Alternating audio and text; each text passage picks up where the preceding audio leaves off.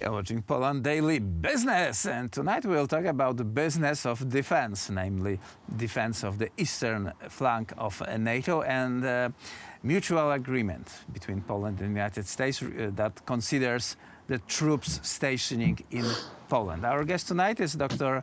Artur Wróblewski. Sir, welcome to our show. Hello, good evening. Lazarski University. And let us start from the framework. Well, we have a new American general in Poland. The name is John Kolaszewski, obviously a Polish-American, who got another star by being nominated to the commander of the Fifth Corps that fought in the Civil War in the United States, was active during the Great War, the Second War, and was dismantled in the 1990s, is recreated with the headquarters here in Warsaw, or one of the command posts. And we have a number of facilities that Poland agreed to build and maintain to keep United States Army. There's a command post of the Army's Fifth Corps headquarters, U.S. Division headquarters in Poland, a joint use combat training center in Drawsko-Pomorskie, among other training locations, facilities for an Air Force MQ-9 drone squadron, an aerial port of debarkation to support the movement of forces in and out of the country, facilities to support special operations forces, so they can conduct air, ground and maritime operations, and infrastructure for an armored brigade combat team, a combat aviation brigade, and combat sustainment support battalion. Well, this looks pretty imaginary. It's a lot of heavy equipment, and it will cost lots of money. So does it make sense from Polish point of view to spend all that money for American facilities? I think it makes a great sense because now Poland is on the eastern flank of NATO. This is the most important and strategically important point in NATO, not Germany. Now the border of NATO after the Cold War moved to the east.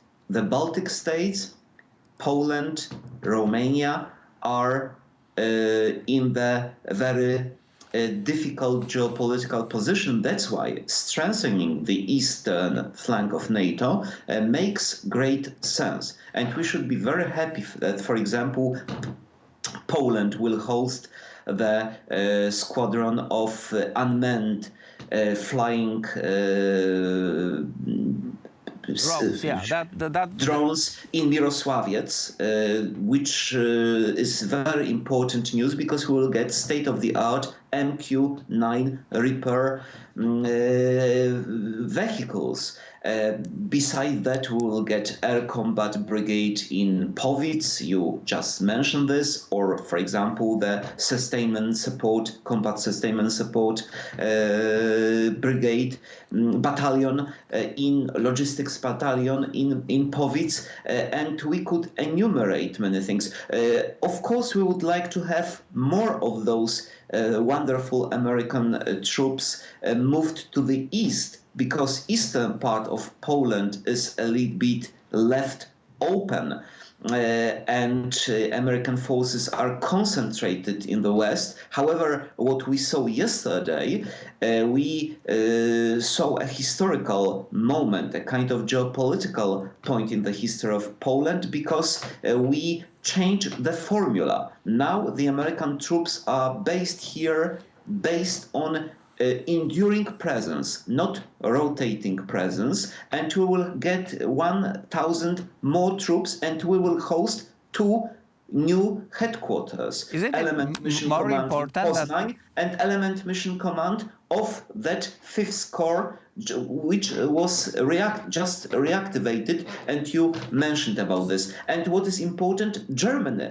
will lose some of the troops, and they will move to Poland, and Germany will lose, for example, headquarters in Stuttgart, which will be moved to Mons in Belgium, and they lost, for example, forces in Baumholder, which were moved to Poznań as this Element Mission Command. So Poland is now becoming as important, I would like to believe in this, as Germany in this American geopolitical calculations. From the point of view of businessmen who want to invest in Poland, the presence of the large number funded by Polish taxpayer American troops is increasing the safety of the country, or quite reverse?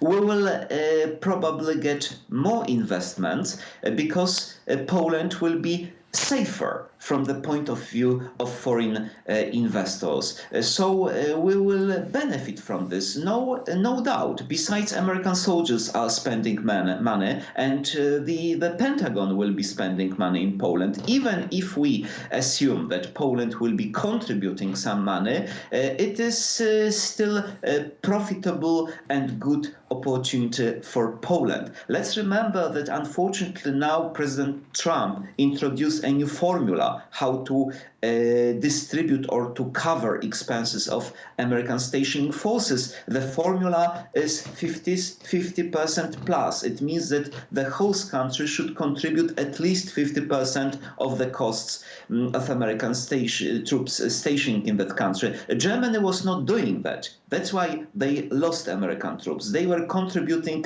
between 10 and 15%, and they contributed only like 1 billion euros over 10 years. We know it from German Bundestag. They prepared a report because one German woman from Die Linke asked for the costs. It means that Germany was spending on American troops in last 10 years like 154 million euros, while Germany was spending 1 billion euros or a little bit less over 1 year. So it shows how much Germany benefited, and they were free riding because they were not paying for American bases, and they contributed only like 1.36 now percent of GDP to the defense spending. That's why Germans are leaving such American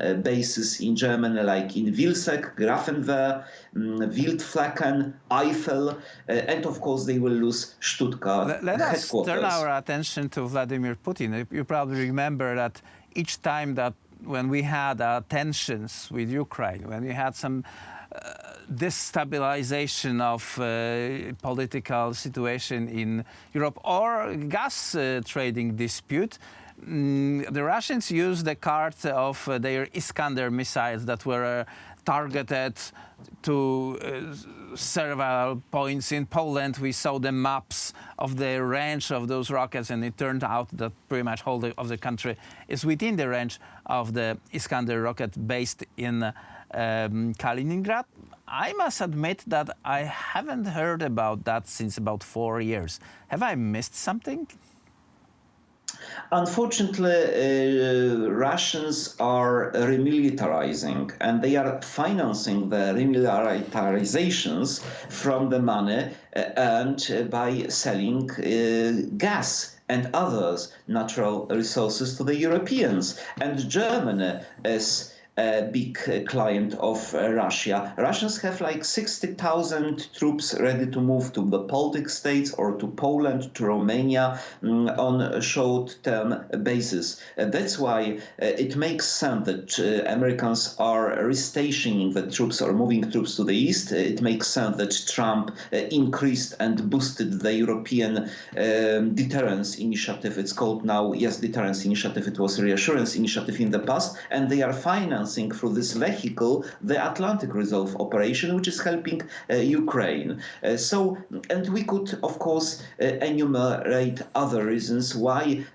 we are trying to boost our security by cooperating with the biggest partner. And of course, we should remember what was told us and we were instructed to some extent 100 years ago in the book by Alfred Bocheński, a famous book entitled Between Germany and Russia. He said 100 years ago almost what to do. We should rely on countries that can guarantee our security. And for example, we have good relations with Germany. And we have now, what Bocheński didn't know, excellent relations with the United States, which is a strategic partner for Poland. Besides that, we created a security triangle with Ukraine recently and Lithuania. And But in that's addition the to topic this, of we have different discussions. Visegrad Group, which gives us excellent relations with Slovakia, Czech Republic, and Hungary. So we are like excellent in the terms of geopolitical thinking in this part of Europe. So to sum it up, the investment in defense and security is a great investment for the country and for a region. It's a good business for Poland, I have no doubt for this. But of course, Russians will be criticizing this point of view. Plus, we have Paliezny idiots who are helping Russians by criticizing American presence in Poland and our expenses. But if they're criticizing something, it means it's good for Poland. Artur Wróblewski, doctor of the Lazarski University. Sir, thank you very much for this conversation. Thank you. And that was it for Poland Daily Business. Please watch us tomorrow, same time.